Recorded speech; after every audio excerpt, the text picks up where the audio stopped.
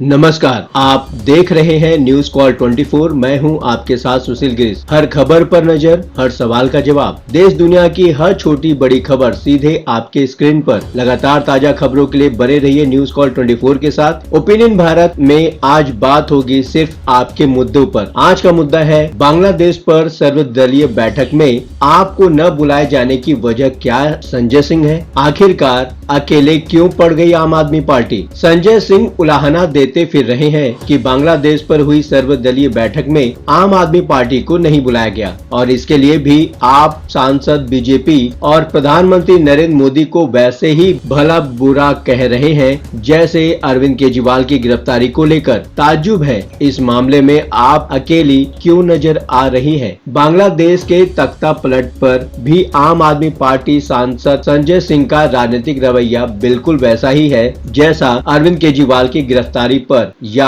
फिर चुनाव के दौरान देखने सुनने को मिलता रहा है। संजय सिंह ने सर्वदलीय बैठक में आम आदमी पार्टी को न बुलाए जाने को ऊंची मानसिकता करार दिया है। जाहिर है संजय सिंह के निशाने पर बीजेपी अध्यक्ष जेपी नड्डा और विदेश मंत्री एस जयशंकर के साथ साथ प्रधानमंत्री नरेंद्र मोदी ही हैं। कई दिनों से चल रही हिंसा के बेकाबू हो जाने के चलते प्रधानमंत्री पद से इस्तीफा देकर शेख हसीना के बांग्लादेश छोड़ने के एक दिन बाद 6 अगस्त 2024 को संसद भवन में एक सर्वदलीय बैठक बुलाई गई थी। बैठक के बाद एस जयशंकर ने कुछ तस्वीरें शेयर करते हुए बताया, संसद में एक सर्वदलीय बैठक में बांग्लादेश के हालिया घटनाक्रमों के बारे में उन्होंने जानकारी दी। इस दौरान जताए गए सर्वसम्मत समर्थन और तालमेल के लिए भी सभी दलों की सराहना करता हूं। सर्वदलीय बैठक में विपक्ष के नेता राहुल गांधी के साथ साथ कांग्रेस महासचिव केसी वेणुगोपाल भी पहुंचे थे। कांग्रेस के अलावा डीएमके नेता टी.आर. बालू, समाजवादी पार्टी के राम गोपाल यादव, तृणमूल कांग्रेस के सुदीप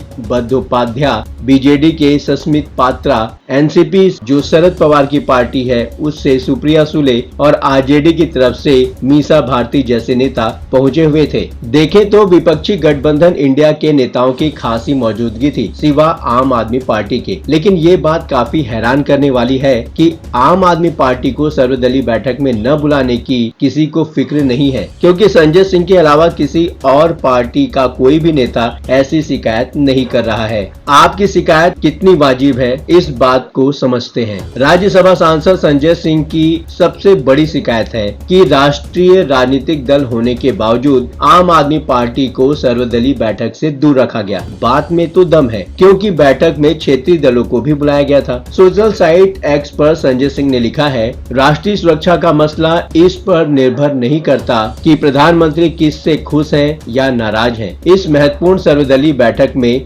13 सांसदों वाली राष्ट्रीय पार्टी आम आदमी पार्टी को न बुलाना सरकार की ऊंची मानसिकता और अगंभीरता को दर्शाता है। संजय सिंह का सीधा आरोप है कि प्रधानमंत्री नरेंद्र मोदी उनको या अरविंद केजरीवाल को पसंद नहीं करते और ऐसे में उनके शिकायत दर्ज कराने का हक भी है। संजय सिंह के सर्वदलीय बैठक को लेकर राष्ट्रीय सुरक्षा का मसला होने की तरफ भी ध्यान दिलाने की कोशिश की है। संजय सिंह के राष्ट्रीय सुरक्षा का मसला उठाने से सोशल मीडिया पर उनकी ही एक पोस्ट बरबस ध्यान खींचती है। वो पोस्ट जो संजय सिंह ने 5 अगस्त को लिखी है, जब शेख हसीना को बांग्लादेश छोड़कर जाना पड़ता है। एक्स पर ही संजय सिंह ने लिखा है, जो तानाशाही करेगा उसे देश छोड़कर भागना पड़ेगा। बेशक संजय सिंह ने किसी का नाम नहीं लिया है, लेकिन शेख हसीना के बहाने वो किसकी बात कर रहे हैं आसानी से समझा जा सकता है। संजय सिंह अक्सर प्रधानमंत्री नरेंद्र मोदी को तानाशाह बताते रहे हैं। नाम न लिखकर तकनीकी तौर पर भले ही संजय सिंह जिरह होने पर संदेह का लाभ लेने की कोशिश करें,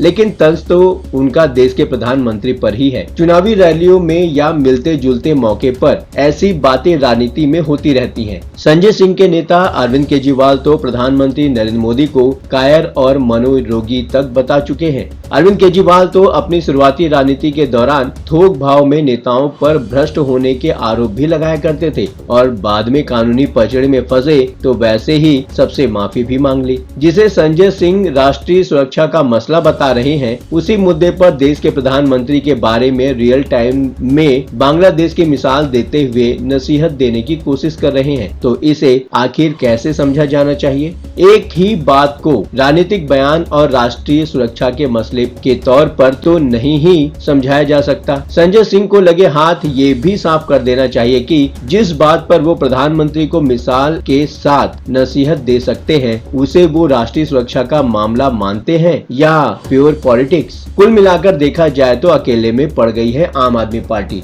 क्यों पड़ गई है? ये आम आदमी पार्टी को, उनके कार्यकर्ताओं को, उनके शीर्ष नेताओं को सोचना होगा। हैरानी तो इस बात पर भी हो रही है कि संजय सिंह के अलावा इंडिया ब्लॉक के किसी भी नेता के सर्वदलीय बैठक में आम आदमी पार्टी को न बुलाए जाने की शिकायत नहीं की है, न ही बैठक के दौरान, न ही बैठक से बाहर आने के बाद ही। हाल ही की बात तो है, नीति आयोग की बैठक बीच में ही छोड़कर बाहर चली आई पश्चिम बंगाल की मुख्यमंत्री ममता बनर्जी ने फौरन ही केंद्र सरकार पर हमला बोल दिया था। उनके निशाने पर भी प्रधानमंत्री नरेंद्र मोदी ही थे। बांग्लादेश की घटना पर संजय सिंह को राहुल गांधी के व्यवहार पर भी ध्यान तो गया ही होगा। जहां तक प्रधानमंत्री मोदी पर हमले की बात है, राहुल गांधी तो अरविंद केजरीवाल से 2 कदम आगे नजर आते हैं। खून की दलाली से लेकर पनौती तक न जाने ऐसे कितने शब्दों का इस्तेमाल वो प्रधानमंत्री नरेंद्र मोदी के लिए कर चुके हैं। लेकिन क्या बांग्लादेश के मामले में राहुल गांधी को ऐसा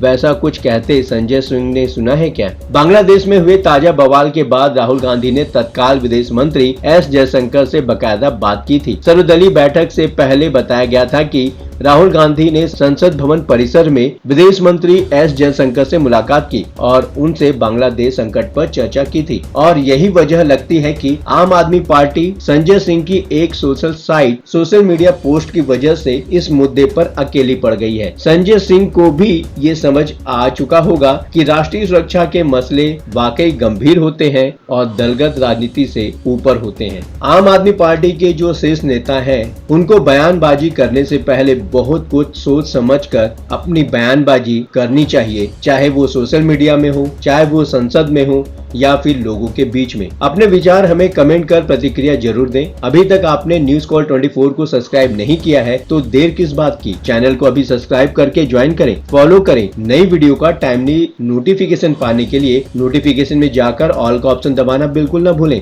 आपसे फिर मुलाकात होगी, तब तक के लिए नमस्कार।